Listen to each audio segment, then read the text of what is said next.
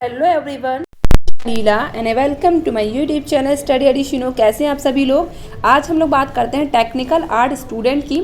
इसलिए यहाँ पर टेक्निकल आर्ट स्टूडेंट की बात करते हैं क्योंकि इनका बैकग्राउंड जो है वो आर्ट सब्जेक्ट नहीं है, सिर्फ इन्होंने टेक्निकल आर्ट से कर रखा है। और ये जाहिर सी बात है यूपी टीजीटी में फॉर्म भर सकते हैं, यूपी टीजीटी में ये फॉर्म भर सकते हैं अगर इन्होंने टेक्निकल आर्ट कर रखा है, चाहे इन्होंने प्राइवेट कर रखा हो चाहे उन्होंने रेगुलर बेसिस पे कर रखा हो। ये टीजीटी यूपी टीजीटी में यूपी टीजीटी में फॉर्म भर सकते हैं। ठीक है, यहाँ पर आपकी आर्ट क्लासेस चल रही हैं, कंटिन्यूसली चल रही है। ठीक है, 9:30 बजे आपकी क्लास यहाँ पर चल रही है।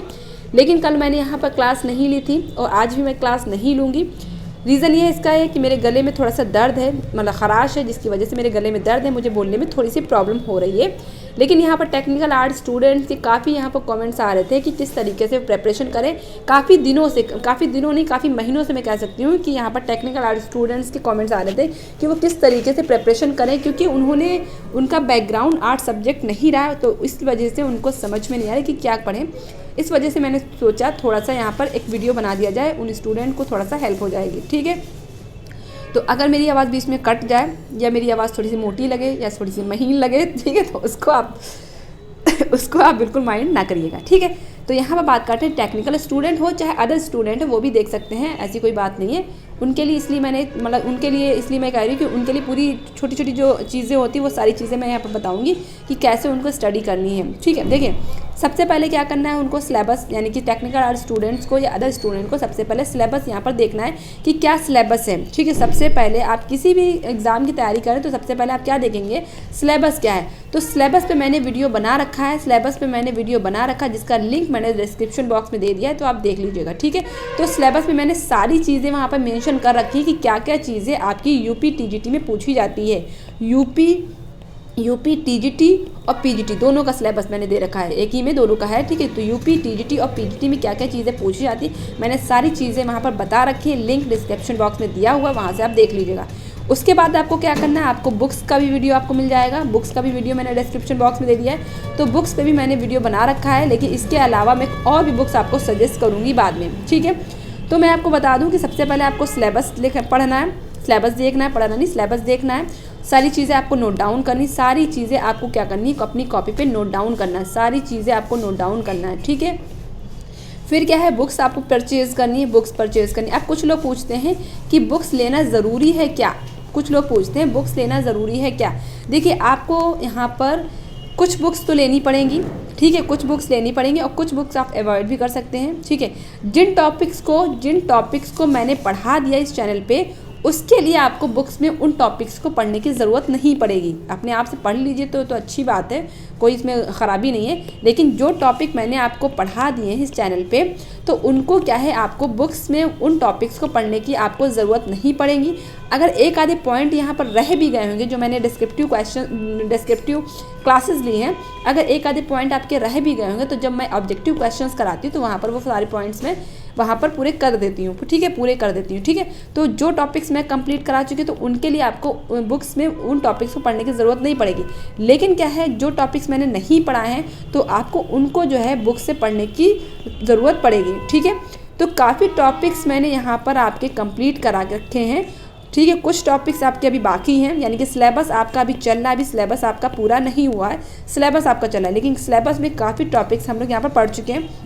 तो जो टॉपिक्स मैंने नहीं पढ़ाए वो आप बुक से पढ़ लीजिए। ठीक है, और जो टॉपिक्स मैंने पढ़ा दी वो इसी चैनल से पढ़ लीजिए, चाहे आप बुक से पढ़ लीजिए, चाहे वो आप किसी भी चैनल से पढ़ लीजिए। ठीक है, सिलेबस आप देख लीजिए, फिर उन टॉपिक्स को चाहे आप इस चैनल से पढ़िए, चाहे अदर चैनल से पढ़िए, चाहे बुक से पढ़िए, चाहे जहाँ से पढ़िए। ठीक है, बस आपको पढ़ना है। ठीक है, आपको पढ़ना है, उन टॉपिक्स को आपको कंप्लीट करना है। इसके बाद क्या करना है, रीड टॉपिक्स 1 बाय, यानी कि उन सिलेबस को मैंने कहा उस सिलेबस से क्या है, एक एक करके एक टॉपिक को कंप्लीट करिए और जो टॉपिक आपका हो जाए उसमें गैप टिक मार्क कर लीजिए, जिससे कि आपको अंदाज़ा हो जाएगा कितने टॉपिक्स आपके कंप्लीट हो चुके हैं और अभी कितनी चीज़ें आपको पढ़नी हैं। ठीक है, इसके बाद करेंगे सॉल्व ऑब्जेक्टिव पेपर। अब देखिए ये बहुत ही इंपॉर्टेंट चीज़ है ऑब्जेक्टिव पेपर। देखिए यहाँ पर आपको ये चीज़ ध्यान रखनी है, अगर आपने बिल्कुल भी सिलेबस नहीं पढ़ रखा है, बिल्कुल भी अगर आपने सिलेबस नहीं पढ़ रखा है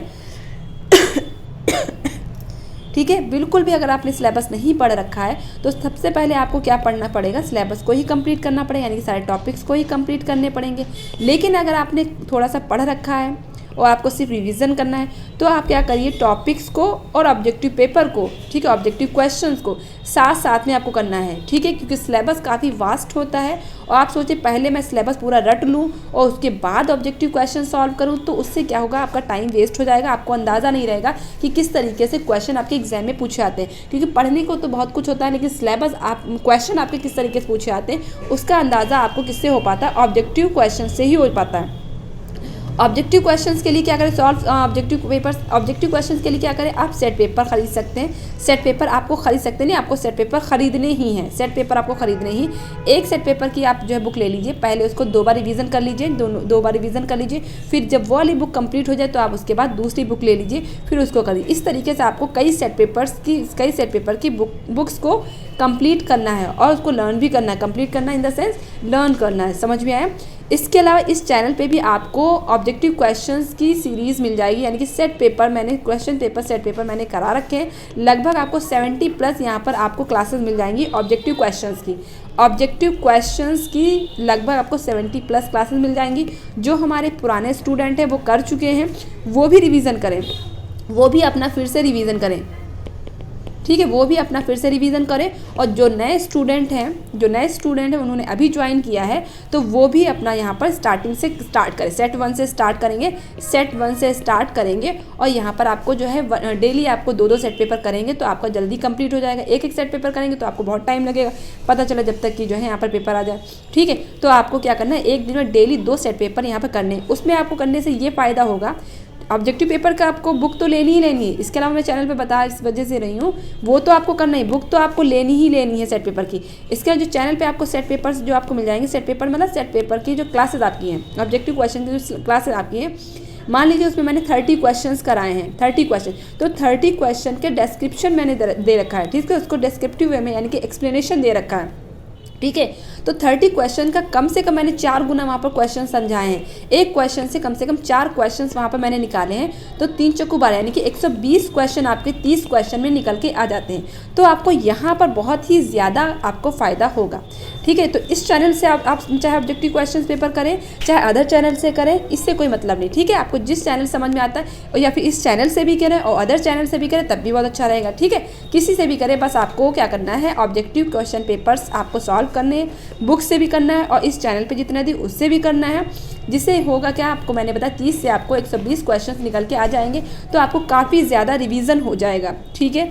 तो आपको क्या करना है, टॉपिक्स को और ऑब्जेक्टिव क्वेश्चन पेपर को आपको दोनों को साथ में करना है। अगर आपने बिल्कुल भी तैयारी नहीं की है तो आपको पहले टॉपिक्स कंप्लीट करने हैं, लेकिन अगर आप एक बार कर चुके हैं लेकिन आप चीज़ें भूल गए आपको लग रहा है, लेकिन तो भी आपको दोनों चीज़ें यहाँ पर साथ में करनी है, क्योंकि आपको हमेशा यही लगता है कि आप भूल गए हैं, ठीक है, लेकिन जब आप करते हैं तो आपको चीज़ें याद आ जाती हैं। फिर इसके बाद क्या करना है, आपको प्रीवियस ईयर्स के पेपर्स लेने हैं, ठीक है। प्रीवियस ईयर के पहले भी पेपर ले सकते हैं या साथ में भी ले सकते हैं, यानी कि पहले ऑब्जेक्टिव क्वेश्चन पेपर करें चाहे इससे कोई मतलब नहीं है, ठीक है।